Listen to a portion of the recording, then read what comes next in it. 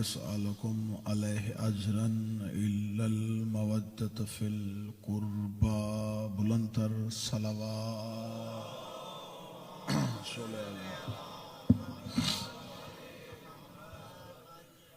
دعا ہے مخدومہ عالمیان مالکان عزت بارگاہ عزت میں صاحبان عزت کا آنا باعث شرف و منزلت فرمائے۔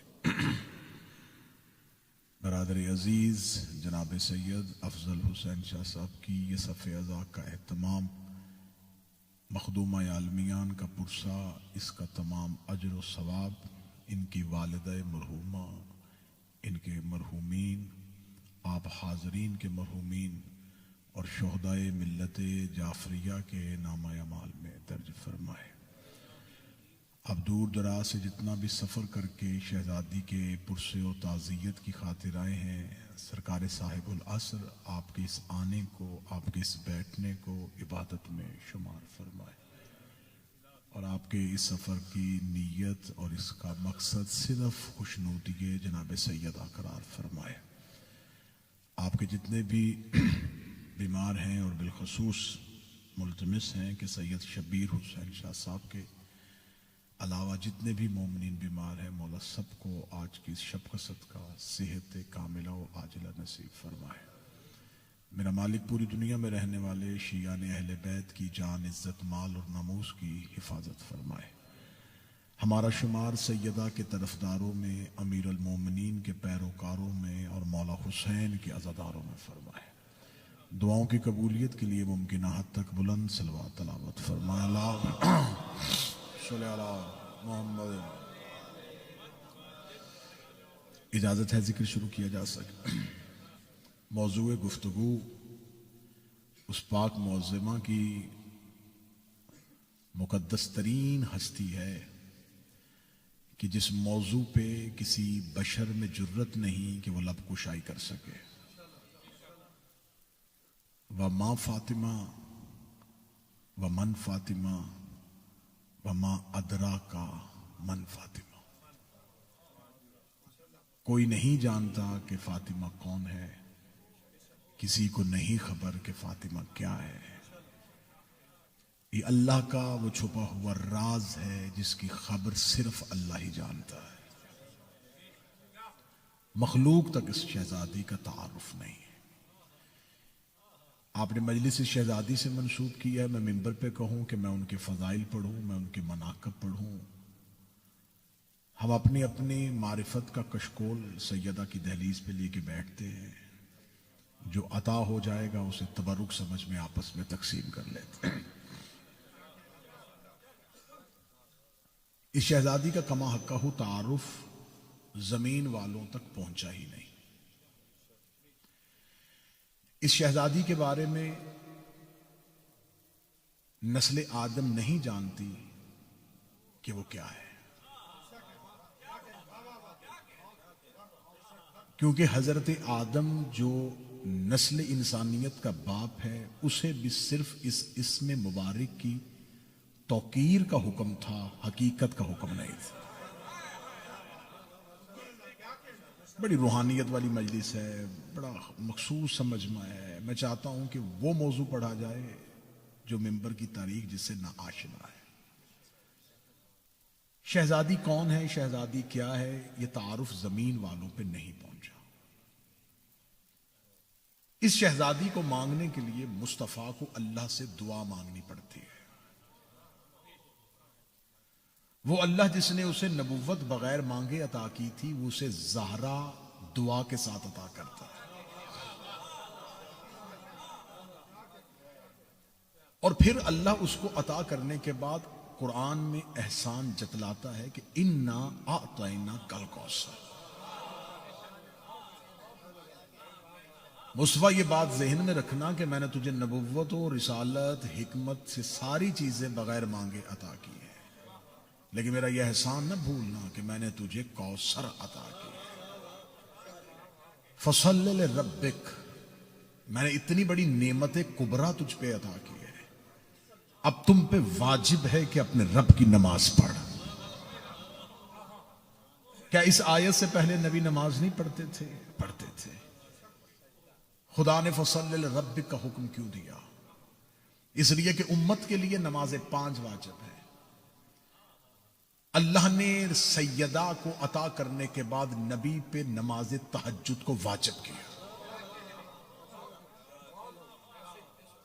مفسرین نے لکھا کہ نماز تہجد رسول اللہ پہ واجب تھی، امت پہ واجب نہیں، رسول پہ واجب تھی.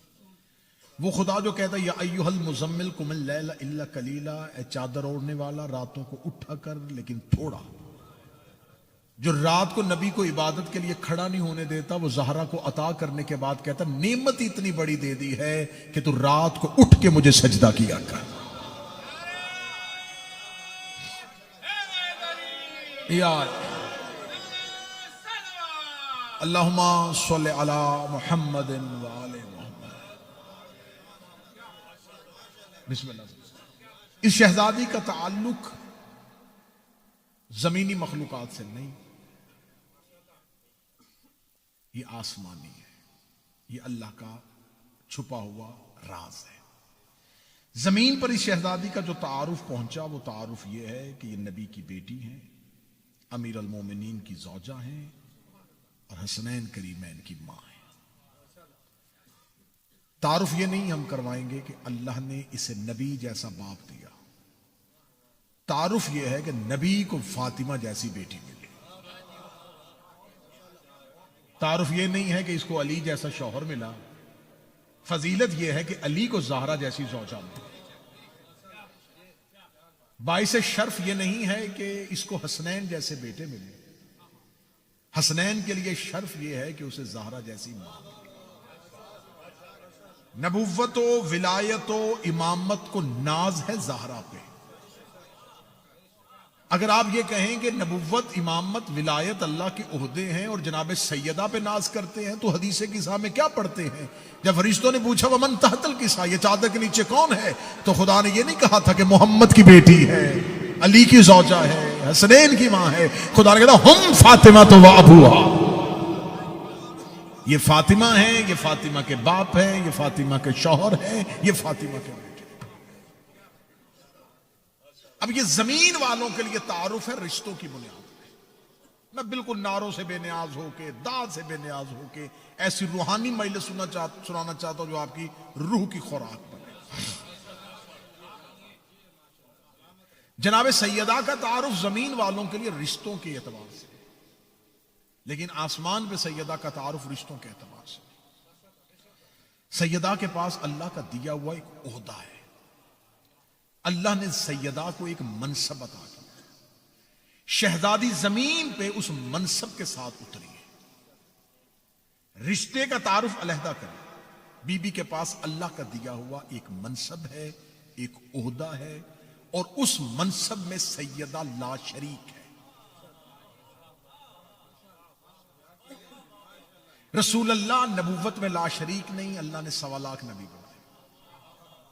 علی امامت میں لا شریک نہیں کہ اللہ نے 12 امام بنائے. کوئی معصوم عصمت میں لا شریک نہیں ہے. سیدہ واحد ہے کائنات میں کہ عرش پہ خدا لا شریک ہے، فرش پہ سیدہ لا شریک ہے. سیدہ کے پاس ایک عہدہ ہے جو اللہ نے صرف زہرا ہی کو عطا کیا، صرف سیدہ ہی کو عطا کیا. آئیے دیکھتے ہیں کہ سیدہ کے پاس زمین پر اللہ کا دیا ہوا کون سا منصب ہے جس کے تحت سیدہ. میں نے کہا میں وہ فضائل و مناقب نہیں پڑھوں گا. میں چاہتا ہوں کہ ممبر کی تاریخ بدلے اور ممبر کا رنگ بدلے. اب ہم بچوں کو یہ نہ بتائیں کہ چکی چلانے والی کو فاطمہ کہتے ہیں. زہرا کا تعارف چکی چلانا نہیں، فضا بنانا ہے.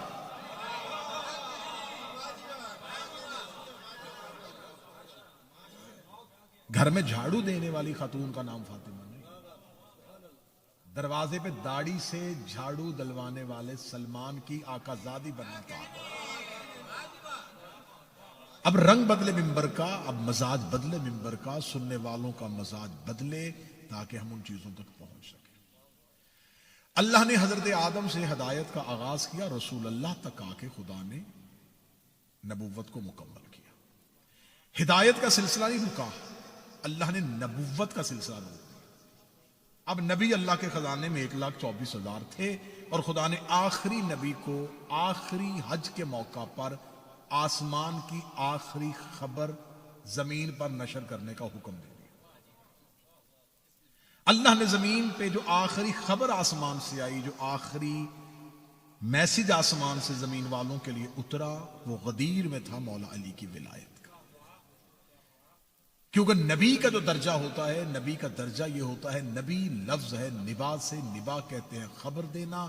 نبی کا کام ہوتا ہے آسمان کی خبروں کو زمین پر اتارنا۔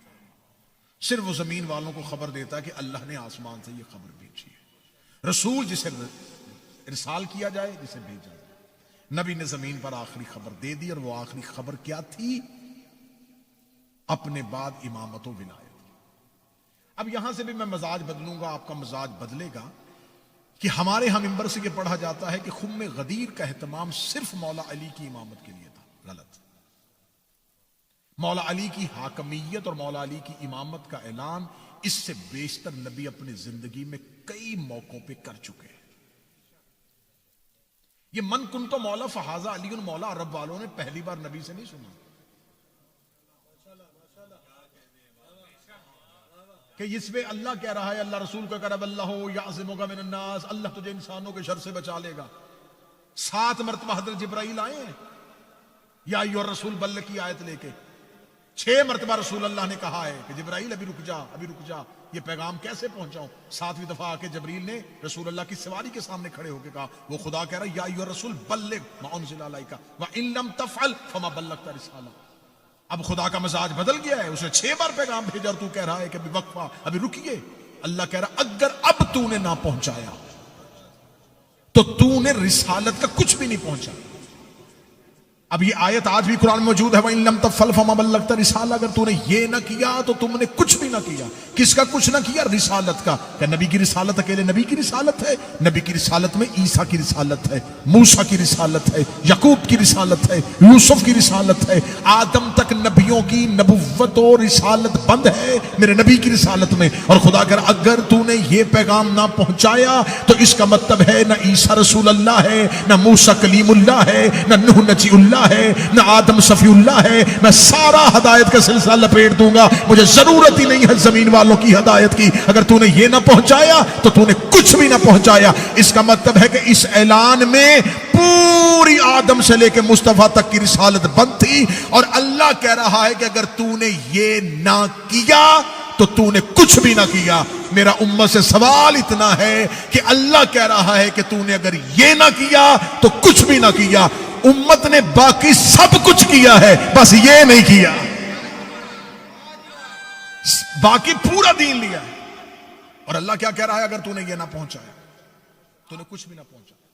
اب شیعوں کے پاس غدیر پہنچی، من کنتو مولا۔ آج تک شیعہ منبر پہ غدیر پڑی جاتی ہے، من کنتو مولا فہذا علی مولا۔ اس سے آگے نہ مجمع سنتا ہے نہ خطیب پڑھتا ہے۔ اگر کسی نے نئی غدیر سنی ہو تو ضرور بولیے، من کنتو مولا فہذا علی مولا۔ اس پیغام کے لیے اللہ نے، اور اس کے بعد عرب والوں کا مزاج بدل گیا، عرب والوں نے نبی سے دشمنی اختیار کر لی، دوست دشمن ہو گئے، نبی کی جان کے ویری ہو گئے، اور خدا کہہ رہا میں تجھے بچاؤں گا۔ تو میرا اتنے مجمع سے سوال ہے کہ کیا یہ پیغام، کیا علی کی مولائیت کا اعلان عرب والوں کے لیے اتنا ناگوار تھا، اتنا وزنی تھا کہ ان کے مزاج بدل گئے اور وہ نبی کے دشمن ہو گئے؟ اس سے بڑے بڑے علی کے فضائل نبی پڑھ چکے ہیں۔ یہاں تو صرف لفظ مولا کہا ہے نا، صرف مولا کہا ہے، اس سے پہلے نبی نے نہیں کہا یا علی انت منی بے منزلت ہارون میں موسیٰ، اے علی تجھے مجھ سے وہی نسبت ہے جو ہارون کو موسیٰ سے۔ یا علی انت مثل الکعبہ، اے علی تو میری امت میں کعبہ کی مثال ہے۔ انا مدینۃ العلم وعلی بابھا، میں علم کا شہر ہوں، علی اس کا دروازہ ہے۔ اگر کسی نے آدم کا علم، نوح کا فہم، ابراہیم کا تقویٰ دیکھنا کچھ نہیں دیکھا تو علی کا چہرہ دیکھو۔ حب علی عبادہ، ذکر علی عبادہ، یہ ساری حدیث نبی اپنی زندگی میں کہہ چکے ہیں۔ نبی تو اپنی پوری زندگی میں 40 سال مکے کے، 23 سال مدینے کے بہانے ڈھونڈتے تھے علی کے فضائل پڑھنے کے۔ کبھی گھر میں علی کے فضائل، کبھی گھر میں علی کے فضائل، کبھی مسجد میں علی کے فضائل، کبھی صحن میں علی کے فضائل، کبھی بازار میں علی کے فضائل، حتیٰ کہ نبی اتنا علی علی پڑھنے سے محبت کرتے تھے کہ میدان جنگ میں لشکر ایک دوسرے کے سامنے موت کا بازار گرم کیے ہوئے ہوتے تھے اور نبی درمیان میں کھڑے ہو کے کہہ رہے ہوتے تھے بارہ ظالمان کلو اللہ کل کفر، وہ دیکھو کل ایمان کل کفر کے مقابلے پہ جا۔ نبی میدان جنگ میں کھڑے ہو کے علی کے فضائل پڑھ دیا کرتے تھے، نبی گھر کے اندر علی کے فضائل پڑھتے تھے، نبی بازار میں پڑھتے تھے۔ اتنے فضائل پڑھے، اتنے فضائل پڑھے کہ اسلام کی پہلی دعوت میں رسول نے، یہ لفظ مولا عرب والوں کے لیے نیا نہیں تھا، یہ تو آخری دعوت ہے، اور اسلام کی پہلی دعوت دعوت ذوالعشیرہ میں نبی کہہ رہے ہیں یا علی انت خلیفۃ من بعدی و وصی و وزیری، علی تو میرے بعد میرا خلیفہ، میرا وصی اور میرا وزیر ہے۔ تو جنہوں نے پہلی دعوت میں علی کا خلیفہ کا اعلان سن لیا تھا، علی کی مولائیت کا اعلان سن لیا تھا، علی کی حاکمیت کا اعلان سن لیا تھا، علی کو بستر محمد پہ دیکھ لیا تھا، علی کو میدان خیبر میں جاتا ہوا دیکھ لیا، خندق میں جاتا ہوا دیکھ لیا، وہ لفظ مولا سن کے گھبرا گئے۔ اس کا مطلب ہے غدیر اب تک پوری نہیں پہنچی۔ نبی نے 3.5 گھنٹے تقریر کی ہے، پرانوں کا ممبر بنا کے، کیا صرف من کن تو مولا کہہ کے خطبہ مکمل ہو گیا؟ نہیں، نبی نے خطبہ ایسے تو مکمل نہیں کیا، نبی نے اللہ کی حمد و ثنا بیان کی، اللہ کی نعمتوں کا ذکر بیان کیا، اپنے ما سبق انبیاء کی باتیں کی، آنے والی آسمانی کتاب اور صحائف کا تذکرہ کیا، پھر نبی نے اپنی رسالت کی بات کرتے کرتے نبی نے جب اپنے دینی احکامات اور دینی تعلیمات اور دینی خدمات کے بارے میں اعتراف کرواتے کرواتے کہا النبی اولا بالمؤمنین من انفسہم، بتاؤ کیا نبی تو مومنین کے جانوں میں سے زیادہ حقدار ہے؟ سب نے کہا بلا، ہم یہ یقین رکھتے ہیں کہ تو ہی ہماری جانوں میں سب سے زیادہ حقدار ہے۔ نبی نے فرمایا اللہ مولایا، اللہ میرا مولا ہے، وانا مولاکم، میں تمہارا مولا ہوں، ومن کنت مولا ہو فہذا علی مولا، اللہ میرا مولا ہے، میں تمہارا مولا ہوں، اور جس کا میں مولا ہوں اس کے بعد اس کا علی مولا ہے۔ نبی نے یہاں خطبہ مکمل نہیں کیا، یہاں تک آگے لوگ بھی پریشان نہیں ہوئے تھے، آگے والا مجمع بھی نہیں گھبرایا تھا، نبی یہاں تک بات کرتے تھے، نہ مجمع میں تفریق پڑتی، نہ لوگ علی سے دشمنی کرتے، نہ نبی کا جنازہ چھوڑتے، یہاں تک نبی کی تقریر مکمل نہیں ہوئی۔ نبی نے کہا من کنت مولا فہذا علی مولا، کوئی مشکل کتاب ڈھونڈنے کی ضرورت نہیں ہے، آپ اس ترقی یافتہ دور میں رہتے ہیں، آپ کی جیب میں دنیا کی لائبریریاں ہیں، آپ اپنا سیل فون نکالیے گا، آپ اپنی زبان میں جس کو سمجھتے ہیں نبی کا خطبہ قدیر نکالیے گا، اس پورے خطبہ قدیر کو پڑھیے گا۔ کیا من کنت مولا کے بعد خطبہ مکمل ہو گیا؟ نبی نے کہا جس کا میں مولا ہوں اس کا یہ علی مولا ہے، اس علی کے بعد اس کا بیٹا حسن مولا ہے، اس کے بعد اس کا بیٹا حسین مولا ہے، اس کے بعد اس کا بیٹا مولا ہے، اس کے بعد اس کا بیٹا مولا ہے، اور آخر میں وہ آئے گا جس کا نام میرے نام کے ساتھ ملتا ہوگا۔ پھر نبی نے غیبت کبریٰ پڑھی، پھر نبی نے غیبت صغریٰ پڑھی، پھر نبی نے ظہور کی علامتیں پڑھی۔ جب نبی نے غدیر سے علی کی امامت سے لے کے آخری امام تک کی امامت کا اعلان کر دیا تو خدا نے فرمایا اب کافر تیرے دین سے مایوس ہو گئے۔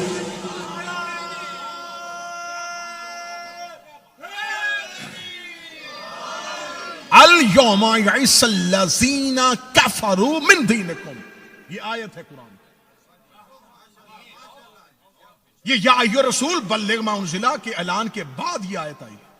الیوم یئس الذین کفروا من دینکم، آج کے دن کافر تیرے دین سے مایوس ہو، مسلمان نہیں،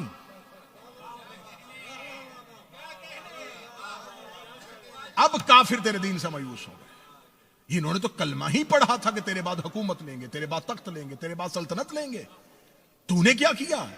اور یقین مانیے گا انہیں خبر تھی کہ نبی علی کی امامت کا اعلان کریں گے۔ رسول اللہ نے اپنے آخری حج کے موقع پر ادھر رسول مولا علی کی حاکمیت اور امامت کے اعلان کا تذکرہ کرنے کے لیے تیاری کر رہے تھے، ادھر حجر اسود کے قریب بیٹھ کے لوگ میٹنگ کر رہے تھے کہ ہمیں خبر ہے کہ اپنے بعد اپنے بھائی علی کی حاکمیت کا اعلان کر دے گا۔ کچھ نہیں ہوتا، کتنی دیر چلے گی علی کی حکومت، کتنی دیر چلائے گا علی؟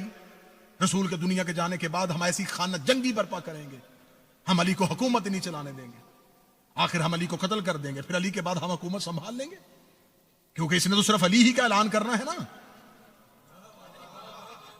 نس تو صرف یہ علی کی دے گا۔ لیکن اللہ نے ان کے سازش کو بھانپ لیا، خدا نے فرمایا صرف علی کی امامت کا اعلان نہ کرنا، قیامت تک کی امامت کا اعلان۔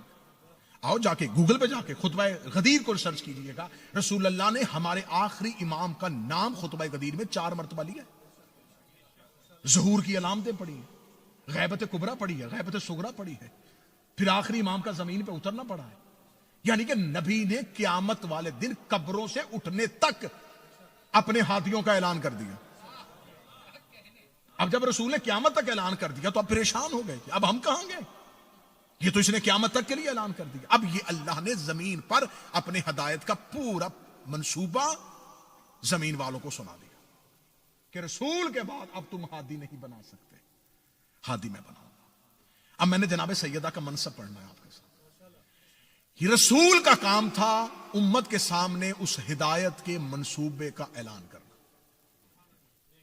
کہ اللہ کا یہ منصوبہ ہے کہ اب قیامت تک کے لیے اللہ ان کو امام بنائے گا. رسول نے اس پورے نظام کا اعلان کر دیا. اعلان کرنے کے بعد رسول دنیا سے چلے گئے. ان کے پاس عہدہ تھا نبوت کا، صرف خبر دینے کا. وہ خبر دے کے چلے گئے. اس نظام نے شروع ہونا تھا امیر المومنین سے، وہ علی امام تھے. اللہ کا کام ہے نظام بنانا، نبی کا کام ہے اس نظام کی خبر زمین والوں کو پہنچانا، امام کا کام ہے اس نظام کے ذریعے دین کو نافذ کرنا. امام اپنی مرضی سے دین کو، اپنی مرضی سے اپنی امامت کو نافذ نہیں کرے گا. جیسے اللہ کسی کو زبردستی اپنی توحید نہیں منواتا، نبی زبردستی کسی کو اپنی رسالت نہیں منواتا، امام بھی زبردستی اپنی امامت نہیں منواتا. اب نبی کا کام تھا اس نظام کا اعلان کرنا. اس نظام کا پہلا نمائندہ علی تھا. اس نظام کو رسالت سے لے کے علی تک پہنچانا. رسول دنیا سے جا رہے ہیں، علی تک یہ نظام پہنچا نہیں. وہ نبی ہے، یہ امام ہے.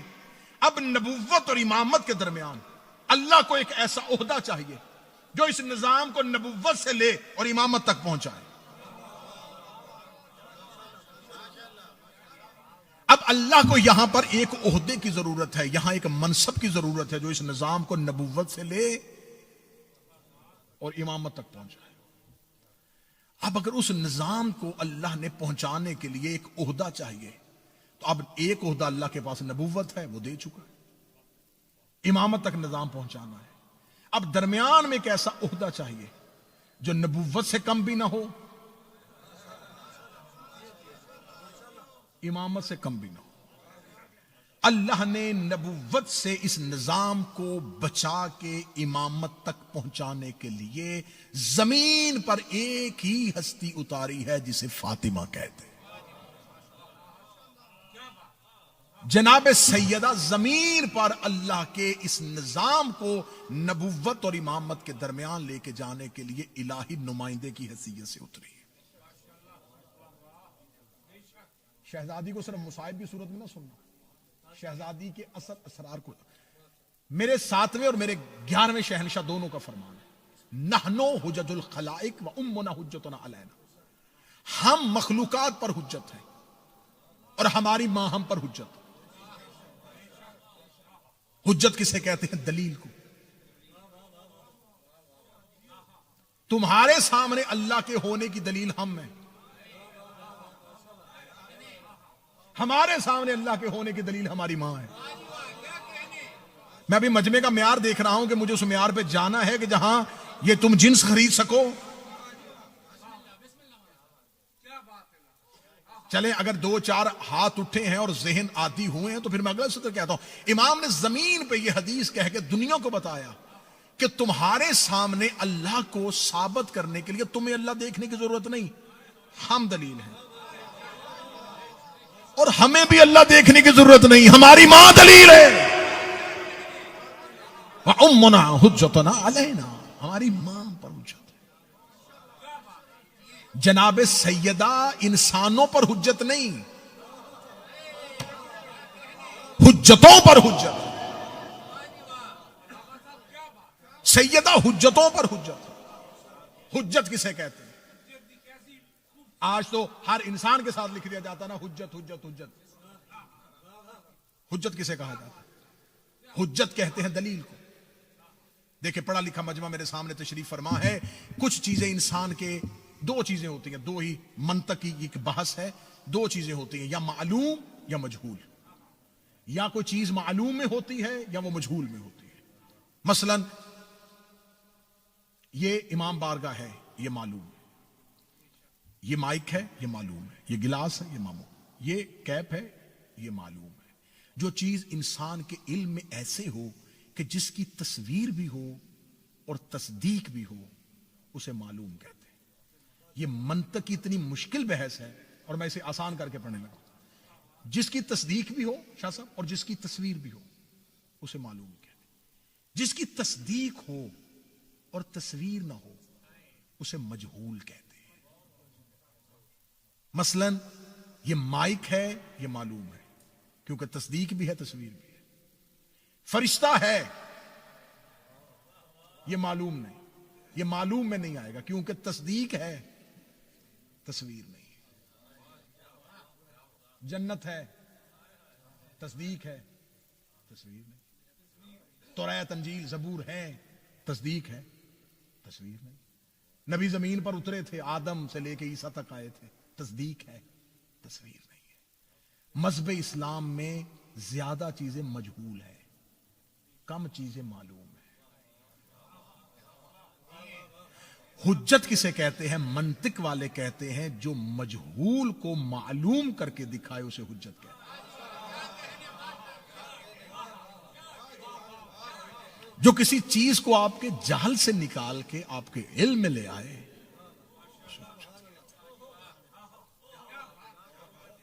سیدہ آئمہ پر حجت ہے. چلیں کھل گیا مجمع, ذہن بن گیا مجمع. جہاں میں پرواز کروانا چاہتا تھا اگر اس تک آ گئے ہو تو چاہے ایک جسٹ اور لگاتے. یہ جو قرآن ہمارے گھروں میں, یہ لائبریریوں میں, یہ امام بارگاہوں مساجد میں پڑھا ہے, یہ امت کی ہدایت کے لیے ہے. اس میں آدم کی بات بھی ہے, ابلیس کی بات بھی ہے, نوح کا تذکرہ بھی, نوح کے بیٹے کی بات, موسیٰ کی بات بھی ہے, فرعون کی بات بھی ہے. یہ اللہ نے زمین والوں کو ہدایت کے لیے. اچھا مخلوق ہدایت لیتی ہے قرآن سے, امام ہدایت کس سے لیتا ہے؟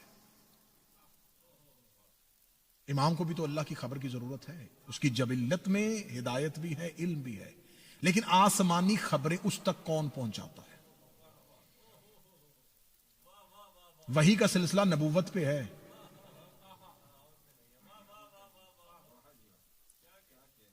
تو اب آئمہ کے پاس کیا تھا؟ اب یہ مذہب جعفریہ کی ضروریات میں سے یہ چیز ہے. معصوم فرماتے ہیں کہ تم ہدایت لیتے ہو قرآن سے, ہم آئمہ اپنے اپنے دور کی امامت کے حالات جس سے لیتے ہیں اس کتاب کا نام مصحف فاطمہ ہے. مصحف کہتے ہیں اس کتاب کو جو جناب زہرا پہ ہے, کیونکہ رسول کے بعد جبرائیل کا زمین پہ آنا بند نہیں ہوا تھا. رسول اللہ کے بعد جبریل امین اسی شدت سے زمین پر آتے تھے جس طرح رسول کی زندگی میں آتے تھے, اور اللہ کی آسمانی خبریں جناب زہرا کو سناتے تھے. اللہ زہرا سے سرگوشیاں کرتا تھا, توحید سیدہ سے گفتگو کرتی تھی, مولا علی اس گفتگو کو املا کرتے تھے, لکھتے تھے. میرے چھٹے شہنشاہ فرماتے ہیں الکافی, التہذیب, الاستبصار شیعہ مذہب کی معتبر کتابیں بہار تک کی منبر پہ لے آؤ. امام فرماتے ہیں کہ وہ جو مصحف فاطمہ ہے اس میں ایک حرف بھی تمہارے قرآن کا نہیں ہے. اس میں ہر امام کے دور کے حالات لکھے, کس امام کے دور میں کیا کیا ہوگا, صرف حالات نہیں لکھے, اس امام کے شیعوں کے نام بھی لکھے. تو ہم ہر دور کا امام اپنی دادی پر اترے ہوئے اس مصحف سے ہدایت لیتا ہے. اس مصحف پہ لکھا ہے کہ کس نے تلوار نکالنی ہے, کس نے زندان میں جانا ہے, کس نے ہجرت کرنی ہے, کس نے وطن چھوڑنا ہے, کس نے گھر سے نکلنا ہے. یہ سارے حالات ہم تک جو اللہ کے پہنچائے ہیں یہ ہماری دادی کے ذریعے سے ہم تک پہنچے. وہ مصحف فاطمہ کا تذکرہ جب آیا تو یہاں پر شیعوں پر ایک الزام لگانا شروع کر دیا, تمہارا تو ایک اور قرآن ہے, جبکہ اس پر ہمارا, کیونکہ وہ ہے ہی اماموں کے لیے, ہے ہی آئمہ کے لیے. اور مولا فرماتے ہیں اس کا حجم تمہارے قرآن سے 3 گنا زیادہ بڑا ہے. اور اس وقت وہ مصحف فاطمہ 12ویں کے پاس, اور 12ویں کے پاس وہ اس مصحف میں لکھا ہے کہ اس نے ظہور کب کرنا ہے. یہ جو کہتے ہیں نا ظہور کی خبر صرف اللہ کو ہے, صرف اللہ کو نہیں زہرا کو بھی پتا ہے. موضوع پسند ہے یا نہیں پسند؟ اب جناب سیدہ کے پاس اللہ کا دیا ہوا ایک منصب ہے, اس منصب کے تحت سیدہ زمین پر اتری. اب سیدہ نے اس سلسلہ ہدایت کو، اس نظام ہدایت کو جو امام کے ذریعے نافذ ہونا ہے، اسے بچا کے امام تک لے کے آنا تھا۔ رسول اس پورے نظام کا اعلان کر کے چلے گئے غدیر میں۔ امت نے دیکھا کہ رسول ایک نظام بنا گئے ہیں، ایک پورا سسٹم لانچ کر رہے ہیں کہ یہ نظام ہوگا جس کے ذریعے ہدایت چلے گی۔ امت نے فوراً ایک فیک، ایک فیبریکیٹڈ، ایک نیا سسٹم خود بنایا، جس میں ایک امیر بنایا، ایک وزیر بنایا۔ یہ ہے نظام۔ امت نے ایک نیا نظام بنایا تاکہ اللہ کے نظام کے مقابلے پہ ایک اپنا نظام لے کے آئے۔ اس نظام کو بنانے کے لیے انہیں لوگوں کی ضرورت تھی۔ رسول اللہ کی زندگی آخری حج سے لے کے رسول کی رحلت تک 70 دن بن گئے۔ 70 دن میں امت نے پوری تیاری کر لی۔ مدینے میں میٹنگیں رسول کے آخری حج کے بعد شروع ہو گئے۔ مہاجرین کو خرید لیا گیا، سب کو ووٹوں کے ذریعے، کسی کو پیسہ دے کے خریدا جا رہا ہے، کسی کو کسی طریقے سے خریدا جا رہا ہے کہ رسول کی آنکھیں بند ہوتے ہی ہم علی کو اتنا اکیلا کر دیں گے کہ اگر علی اپنے نظام کو نافذ بھی کرے گا تو کن کے ذریعے؟ جن کو ہدایت کی ضرورت ہے، جنہوں نے اس نظام کو ماننا ہے، وہ ہمارے ساتھ کھڑے ہوں گے۔ تو جب ہم علی کو قبول ہی نہیں کریں گے تو علی اس نظام کو لے کے کیسے آئے گا؟ پھر علی کے حق میں بات کون کرے گا؟ ہم تو علی کے حق میں بات کرنے والا کوئی نہیں چھوڑیں گے۔ 70 دن پورے مدینے میں میٹنگیں ہوتی رہی۔ خبر اللہ نے رسول کو پہنچا دی کہ مدینہ میں ایسی ایسی میٹنگز ہو رہی ہیں کہ جس میں تیرے نظام کو فلاپ کرنے کی، تیرے نظام کو ختم کرنے کی کوشش کی جا رہی ہے۔ اب یہاں پر کچھ تاریخی حقائق ہیں جن سے منبر کسی مصلحت یا کسی مجبوری کے تحت پردہ نہیں اٹھاتا، لیکن مصلحت اور مجبوری میں نے سیدہ سے خیرات میں مانگی ہی نہیں ہے۔ جتنی دیر زندگی ہے اپنی قوم کے بچوں کو حقائق پہنچاتا رہوں گا۔ اب یہاں پر رسول نے اپنے آخری دنوں میں ایک لشکر ترتیب دیا جسے لشکر اسامہ کہتے ہیں۔ ایک 17 سال کا ایک ینگ بچہ، ایک 17 سال کا نوجوان، زید بن حارثہ کا بیٹا اسامہ۔ رسول نے سارے مدینے کے لوگوں کو کہا جاؤ اسامہ کے پیچھے اور ایک لشکر لے کے چلے جاؤ۔ لشکر لے کے نکلو کدھر؟ حبش کی طرف۔ حبش مدینے سے کتنا فاصلہ ہے؟ 900 کلومیٹر۔ بغیر وجہ کے، نہ وہاں پر کوئی جنگ کے اثرات ہیں، نہ وہاں پر کوئی سازش ہو رہی ہے، نہ کوئی تحریک چل رہی ہے، اور نبی کہہ رہے نکلو مدینے سے، تاکہ سب کو مدینے سے نکالوں اور صرف علی اور بنی ہاشم کو رکھوں، تاکہ میرے بعد اس نظام کو کوئی زحمت نہ ہو، یہ نظام نافذ ہو سکے۔ لشکر اسامہ کا تذکرہ بخاری سے کہیں گے، مستدرک حاکم سے کہیں گے۔ سب سے پہلی کتاب اہل سنت کی جو ہے وہ سیرت اسحاق ہے۔ ابن اسحاق، ابن حشام سے لے کے آتے جاؤ اور مولانا مودودی تک چلے جاؤ، سب نے لکھا ہے لشکر اسامہ کا تذکرہ۔ آپ یوٹیوب کھول کے دیکھ لیں گے تو لشکر اسامہ پہ اہل سنت سکالرز کی بڑی تقریریں آ جائیں گی کہ لشکر اسامہ کی عمر کتنی تھی؟ 17 سال۔ اسے کس نے بنایا تھا امیر؟ رسول نے۔ اور پیچھے کون ہے؟ 50 60 70 سال کے صحابی، اور نبی ان کو کہہ رہے ہیں اس کے پیچھے چلو۔ نبی نے 17 سال کے لڑکے کو امیر کیوں بنایا؟ کیونکہ رسول کے بعد انہوں نے جو علی سے حاکمیت چھیننی تھی، یہ کہہ کے چھیننی تھی کہ علی کی عمر چھوٹی ہے۔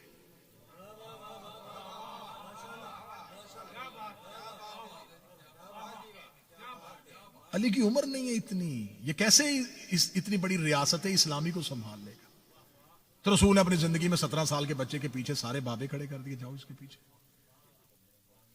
رسول نے، اور پوری رسول کی زندگی میں رسول نے ایک عبادت کے لیے یہ حکم نہیں دیا کہ اگر تم نے نماز نہ پڑھی تو یہ، روزہ نہ رکھا تو یہ۔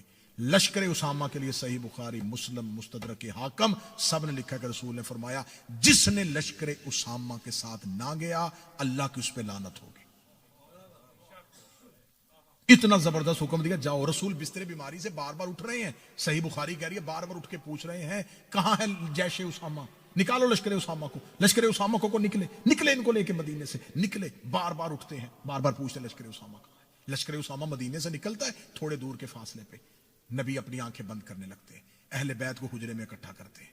جو ہی اہل بیت حجرے میں آتی ہے تو نبی کی بیویوں میں سے 2 فوری طور پہ ایک قاصد کو بھیجتی ہے۔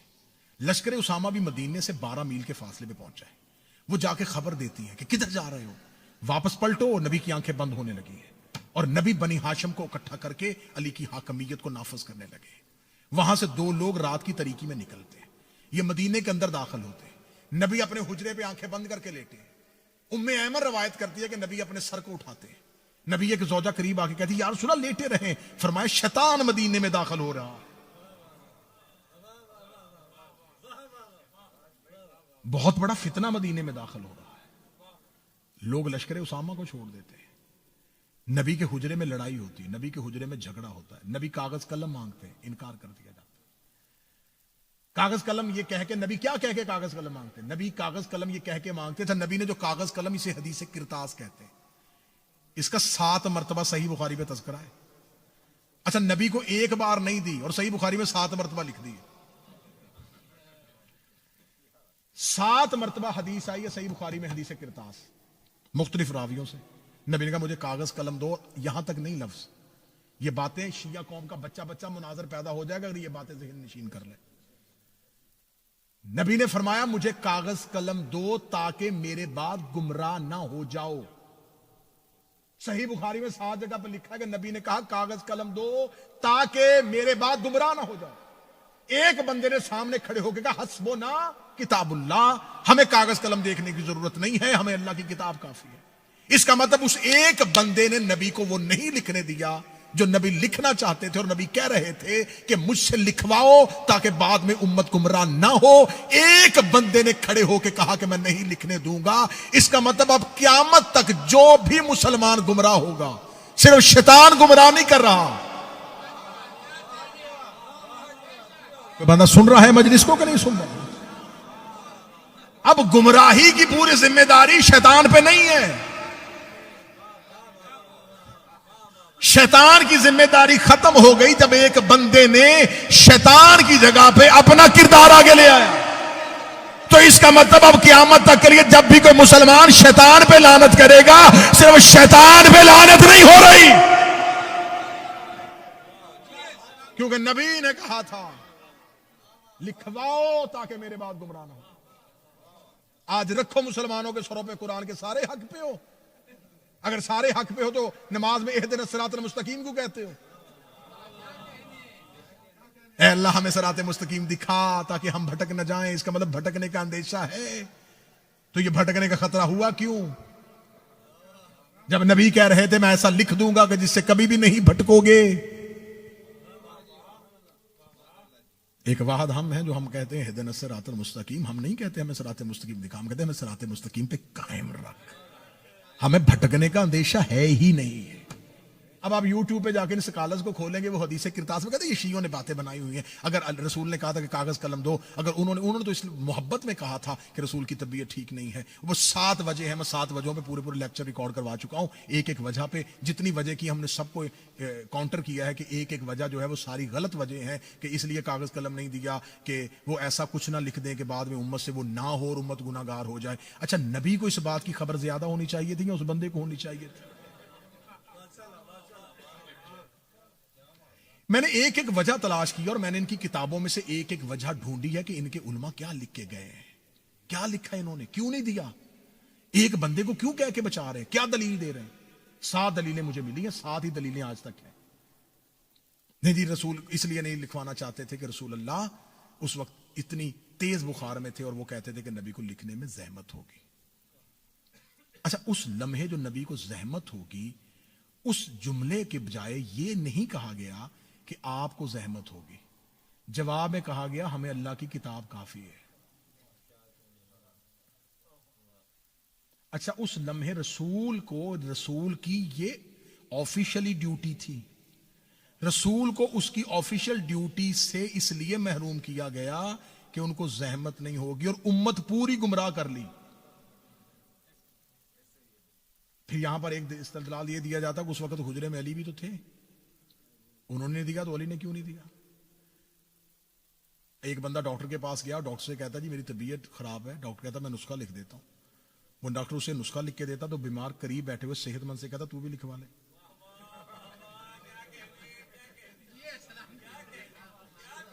تو وہ صحت مند کہے گا بیمار تو ہے, نسخہ میں کیوں لکھواؤں. رسول لکھوا رہے تھے گمراہوں کے لیے. کوئی بندہ بیٹھا ہوا کہ نہیں بیٹھا ہوا؟ لکھوانا انہیں تھا جنہیں گمراہی کا خطرہ تھا. علی معصوم ہے.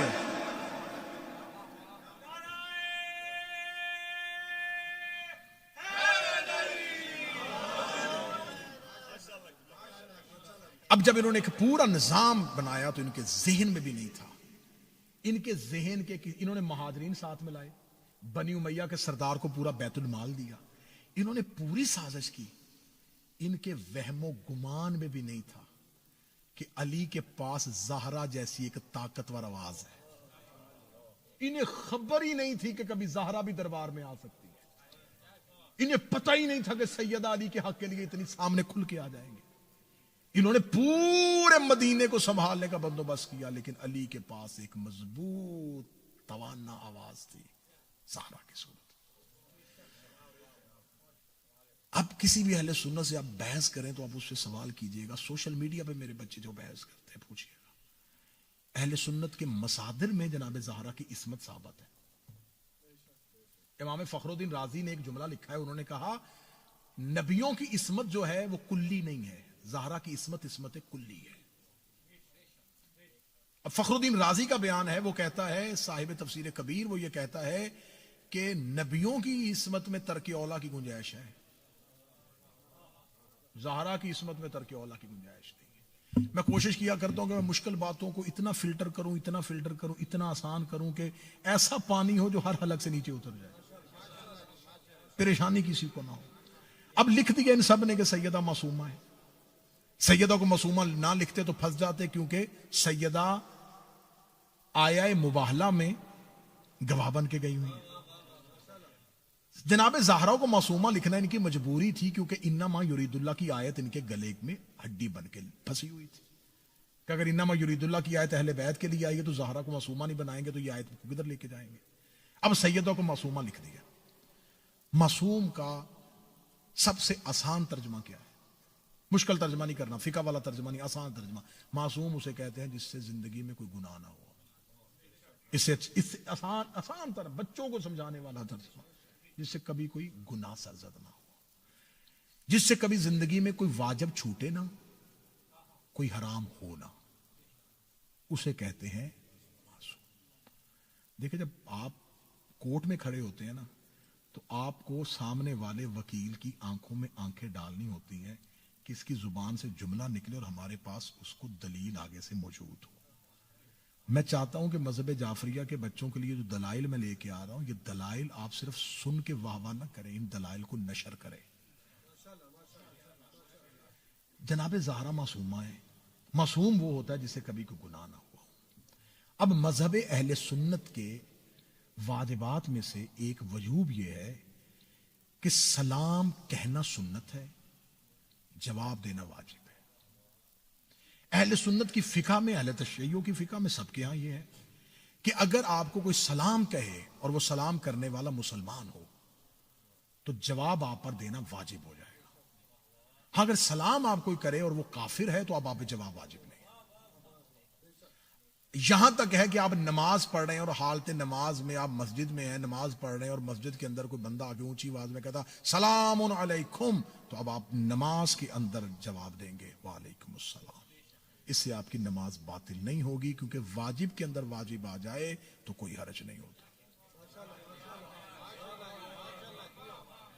میں بات جو جمع 2-4 کروں گا, نتیجہ اتنا آسان کروں گا جس طرح الجبرا میں ہوتا ہے نا کہ بات کہیں ہوتی ہے اور نتیجہ کوئی نکل آتا ہے.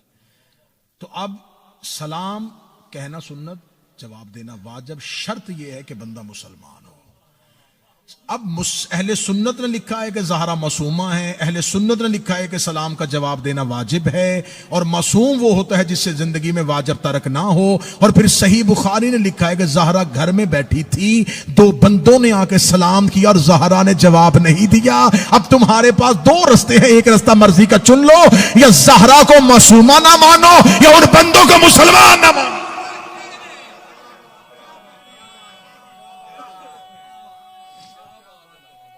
بسم اللہ.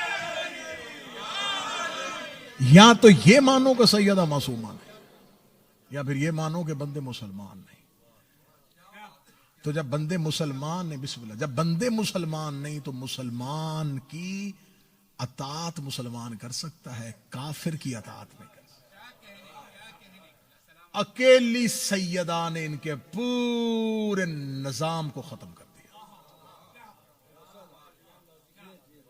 اللہ نے اسی نظام کو تباہ و برباد کرنے کے لیے زہرا کو وہ الہی منصب دیا تھا. سیدہ دربار میں آئی اور دربار میں ایک تقریر ایسی کی جس سے خلافت کی دھجیاں اڑا دی. بی بی نے علی زمین پر اللہ کا وکیل ہے اور زہرا زمین پر علی کی وکیل ہے. ہائے ہائے ہائے ہائے ہائے. اللہ کو زمین پر اپنا نظام بچانے کے لیے علی کی ضرورت ہے. اللہ نے احد میں اپنا نظام بچایا علی کے ذریعے، بدر میں علی کے ذریعے، خیبر میں علی کے ذریعے، خندق میں علی، فتح مکہ علی. ساری زندگی علی اللہ کا نظام بچاتا. اب علی کو نظام بچانے کے لیے زہرا کی ضرورت پڑی.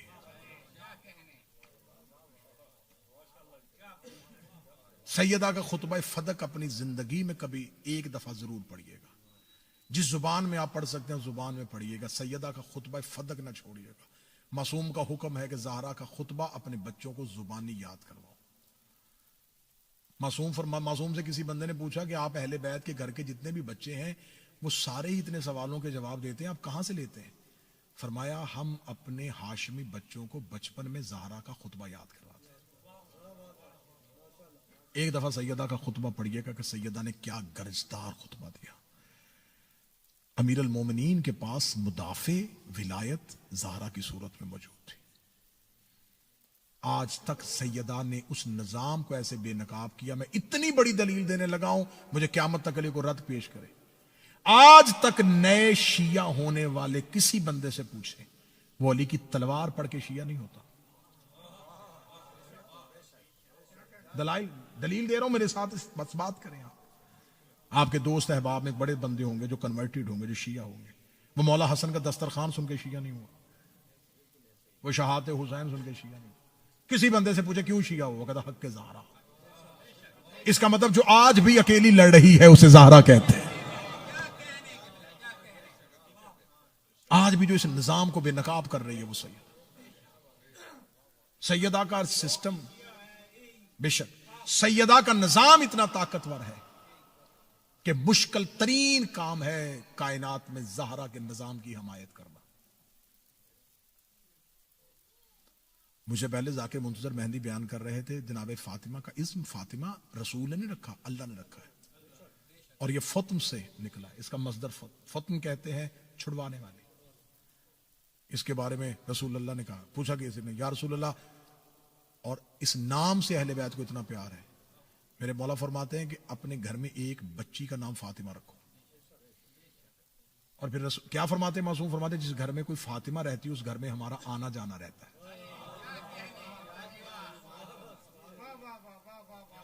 ایک شخص نے آ کے معصوم سے کہا مولا میرے گھر میں چھٹے شہنشاہ کے، مولا میرے گھر میں بچی کی ولادت ہوئی. مولا نے فرمایا کیا نام رکھا؟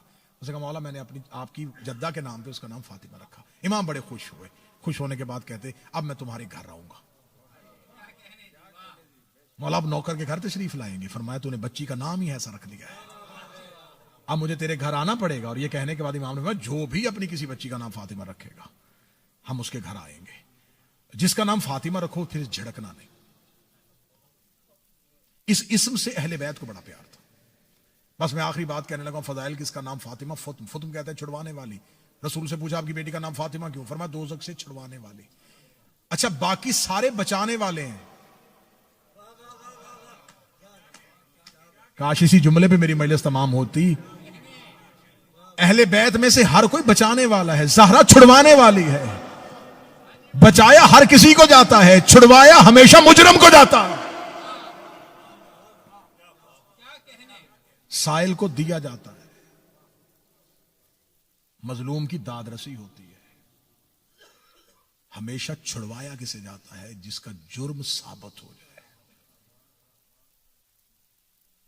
زہرا چھڑوائے گی جہنم کی آگ کے شعلوں سے.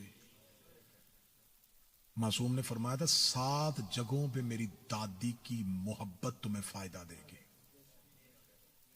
میرے مولا کا فرمان ہے میری ماں فاطمہ کی محبت تمہیں 7 جگہوں پہ فائدہ دے گی.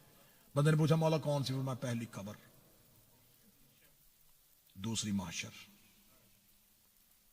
تیسری روز محشر پہ امال کے وقت، چوتھی میزان کے وقت، پانچویں کوثر پہ آ کے، چھٹی صراط پہ آ کے، 7ویں جنت کے دروازے میں داخل ہوتے ہوئے، قبر سے لے کے جنت کے دروازے تک داخل ہوتے ہوئے میری دادی کی محبت تمہیں فائدہ دیتی جائے گی۔ اس بندے نے کہا مولا اس کے علاوہ تو منزل ہی کوئی نہیں ہے۔ فرمایا میری دادی تمہیں ہر منزل ہی میں بچا کے جا رہی ہے، قبر میں میری دادی کی محبت بچائے گی۔ سیدہ کی طرفداری نہ چھوڑنا، زندگی میں کہیں بیٹھ کے ایک دفعہ زہرا کی وکالت ضرور کرنا۔ تمہارے دوست احباب میں کتنے لوگ کسی ایک بندے تک زہرا کا حق ضرور پہنچا۔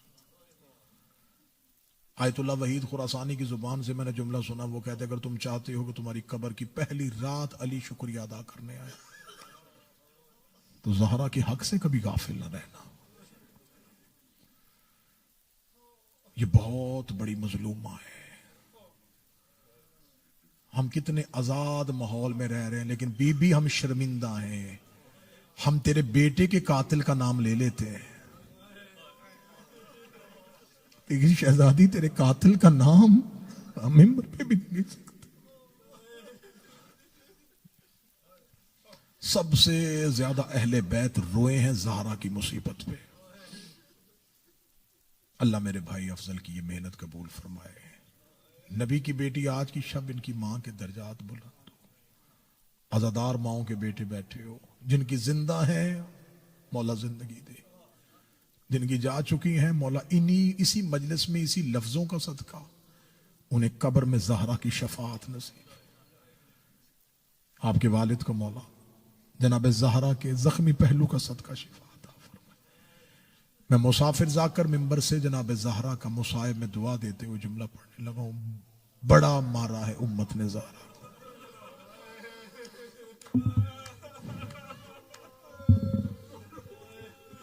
ابھی ذاکر منتظر جملہ پڑھ رہے تھے تو میں یہ جملہ رو گیا کہ میں ان کو کہوں کہ اس انداز میں یہ جملہ پڑھیں۔ جناب سیدہ نے کیوں کہا تھا شاہ جی کہ میرے جنازے کا اعلان نہ کروایا؟ قاتل شہر میں ایک ہوتا تو سیدہ صرف یہ کہتی یا علی اس بندے کو جنازے پہ نہ آنے دینا۔ سیدہ نے وصیت میں کہا مدینے میں اعلان نہ کرنا، سارے مدینے نے مل کے مارا ہے فاطمہ کو۔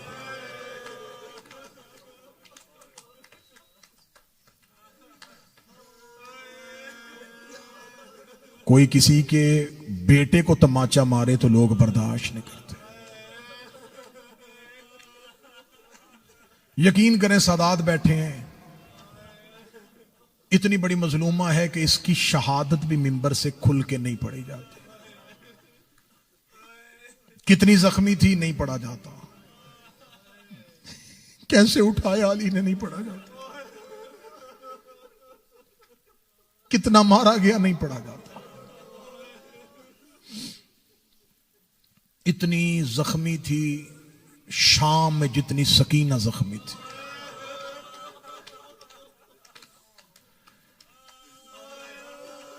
جو رو رہے ہو حسین کی ماں تیرا رونا قبول فرمائے۔ اونچی آواز میں رونا زہرا کی سنت ہے۔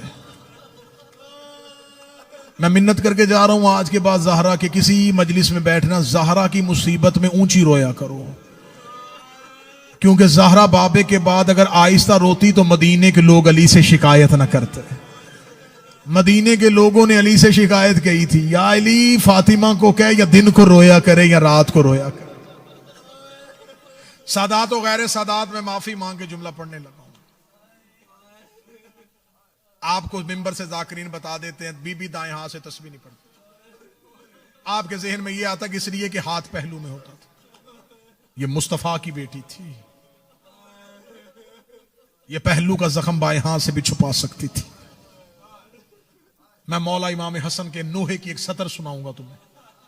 نوحہ خانوں سے نوحہ کر کے ماتم کرنے والے عزاداروں، مولا حسن نے دروازہ جلنے کے بعد نانے کی قبر پہ جا کے کہتا نانا تیری قبر کی عزت کی قسم ہے میری ماں اب قنوت میں ہاتھ نہیں اٹھاتی۔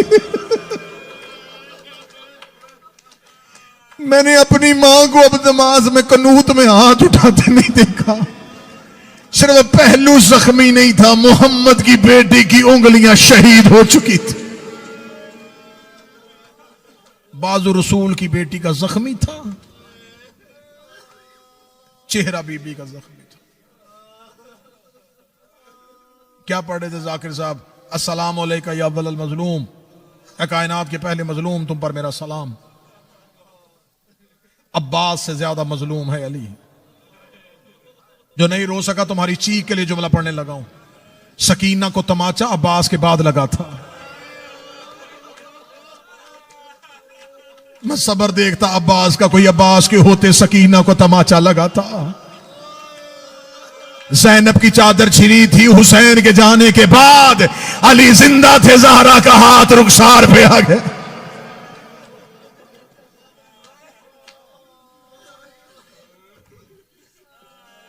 نہ کسی کو بی بی کی تاریخ شہادت کا پتہ ہے، نہ بی بی کی قبر کا پتہ ہے. چھپی ہوئی ہے قبر آج بھی بطول کی. علماء کہتے ہیں 3 جگہوں پہ زیارت پڑھو. قبر رسول پہ کھڑے ہو کے زہرا کی زیارت پڑھو، ریاض الجنہ میں کھڑے ہو کے پڑھو، جنت البقیع میں پڑھو. جنت البقیع کی روایت اس لیے زیادہ مشہور ہے کہ مدینے کے لوگ کہتے ہیں ہم نے رات ہی رات کے بعد علی کو زہرا کی جنازے کو لے کے جنت البقیع میں جاتے دیکھا تھا. یہ کسی کو بھی نہیں پتا کہاں چھپایا ہے علی نے بطول کو. مولا علی نے زہرا کی قبر کا نشان مٹا دیا. میں جملہ کھل کے نہیں پڑھوں گا ورنہ میرا جگر پھٹ جائے گا یا مجمع میں کوئی مر جائے گا. مجھ پہ سوال کرو، تو جو ہمارے شہر میں مسافر بن گیا، ہمیں بتاؤ تو صحیح علی نے بطول کی قبر چھپائی کیوں تھی؟ میں جملہ چھپا کے پڑھنے لگا ہوں. علی کو زہرا کی قبر کا وہی خطرہ تھا جو حسین کو اصغر کی قبر کا خطرہ تھا. جو حسین کو اصغر کی قبر کا ڈر تھا، علی کو وہی خطرہ تھا. علی نشان مٹا کے آ گئے تھے. آدھی آدھی رات کو جنت البقیع میں علی اونچی آواز میں قرآن پڑھتے تھے. قرآن پڑھ کے لوگوں کو بتاتے تھے خبردار علی پہرا دے رہا ہے. اور جو آگ لے کے دروازے پہ آ گئے، کہیں بیل سے لے کے قبر پہ نہ جائے.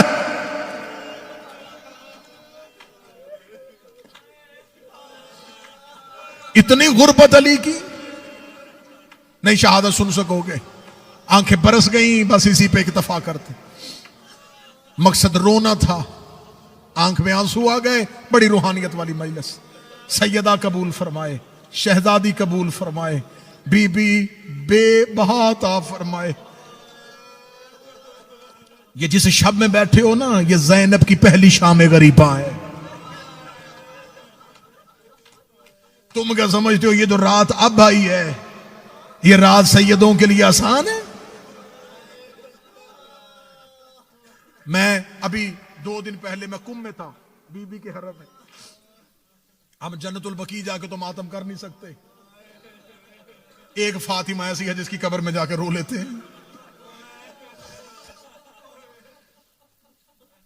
ان بغیرت مسلمانوں نے اہل بیت کی ہر فاطمہ کو رلایا ہے. جس کا گھر نام فاطمہ تو اہل بیت کے، انہوں نے اس کو اذیت دی ہے.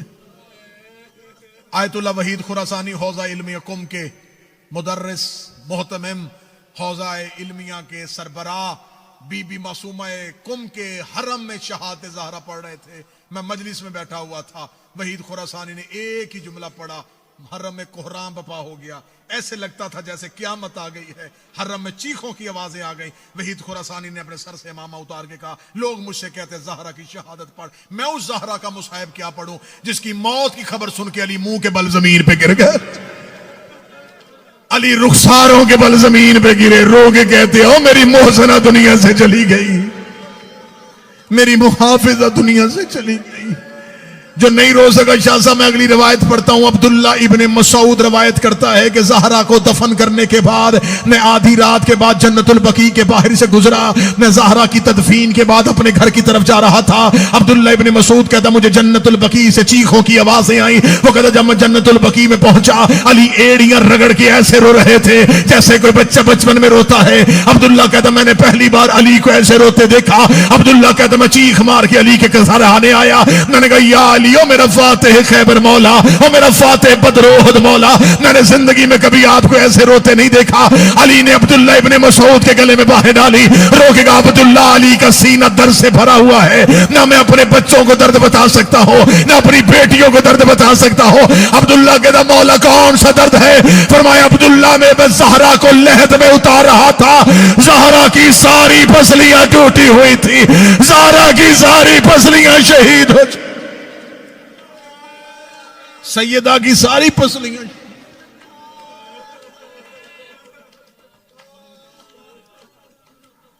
بس آج کی شب کا ایک روایت سن، 3 جمادی الثانی کا دن گزر چکا، جو شہادت کے بعد شب آتی ہے نا، یہ سیدوں کی پہلی شام غریباں ہیں۔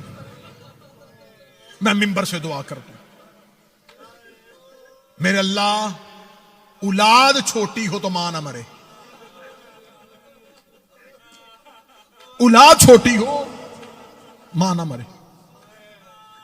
اللہ نہ کرے خاک مدہن، اولاد چھوٹی ہو باپ مر جائے، ماں بچے پال لیتی ہے۔ اولاد چھوٹی ہو ماں مر جائے نا، شاید باپ سے بچے نہیں پالے جاتے، پھر رشتہ دار خواتین آتی ہے، کوئی کہتی تیرا یہ بچہ میں پال دیتی ہوں، کوئی کہتی ہے یہ بیٹی مجھے دے دے۔ انہیں پتہ ہے باپ سے اولاد پالی نہیں جاتی۔ ماں کینسر کی مریضہ بھی ہونا اسے موت سے ڈر اس لیے لگتا ہے، وہ لوگوں سے کہتی دعا کرو مجھے موت نہ آئے، میرے بچے ابھی بڑے چھوٹے ہیں، میرے بچے میرے بغیر مر جائیں گے۔ اولاد چھوٹی ہو ماں کو مرنے سے ڈر لگتا ہے۔ اللہ جانے کتنا ستایا تھا مسلمانوں نے زہرا کو۔ زینب و حسین ابھی چھوٹے تھے، جو زہرا قبر محمد پہ جا کر بابا میں مرنا چاہتی ہوں، بابا اب زہرا کو موت آ جائے، بابا اب مجھ سے سانس بھی نہیں لیا جاتا۔ اولاد چھوٹی تھی اور سیدہ موت مانگ رہی تھی، اللہم عجل لوفاتی، میرے اللہ میری موت کو میرے قریب کر دے۔ میرا مولا تمہیں اولاد چھوٹی ہو نا، اللہ نہ کرے، آپ نے ہم نے سب نے کئی دفعہ یہ منظر دیکھا ہے، کہیں کہیں ایسا ہوتا ہے اولاد چھوٹی ہو ماں مر جائے نا، مہمان دن کو بچوں کو سنبھال لیتے، کوئی بچے کو بازار لے جاتا ہے، کوئی دکان پہ لے جاتا ہے، بچے کو گھر کے اندر نہیں جانے دیتے اسے ماں نہ پتہ چلے۔ لیکن اس گھر میں قیامت تب آتی ہے جب ماں کے بعد پہلی رات آتی ہے۔ وہ سارا دن میں بہلنے والا بچہ رات کو پوچھتا ہے میری ماں کہاں ہے، میری اماں کہاں ہے، کیونکہ چھوٹے بچے ماں کے پہلو میں سوتے ہیں۔ بچوں کو ماں کے بعد پہلی رات قیامت کی رات ہوتی ہے۔ زہرا کو دفنانے کے بعد علی گھر آئے، علی نے نماز شب کے لیے مصلی بچھایا، فضا کی آواز آئی یا علی ابھی نماز شروع نہ کرنا۔ علی کی آواز آئی فضا کیا ہوا؟ بی بی دیکھ دی یا علی چراغ روشن کر، وہ دیکھ دروازے پہ تیری زینب سو گئی، وہ مٹی پہ تیرا حسن سو گیا، وہ ریت پہ تیری کلثوم سو گئی۔ یا علی میں پورا گھر تلاش کر رہی ہوں، مجھے حسین کہیں نہیں مل رہا۔ جب اتنا کہا مجھے حسین کہیں نہیں مل رہا، بھول گئی علی کو زہرا کی غربت۔ علی مدینے کی گلیوں میں دوڑے، علی کی آواز آئی حسین بابا تجھے ڈھونڈ رہا، حسین بابا تجھے ڈھونڈ رہا۔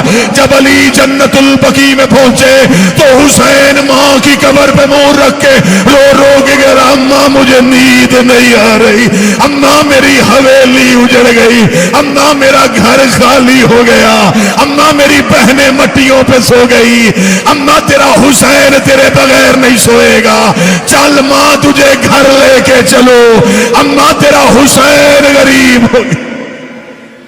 اللہ لعنت اللہ علیہ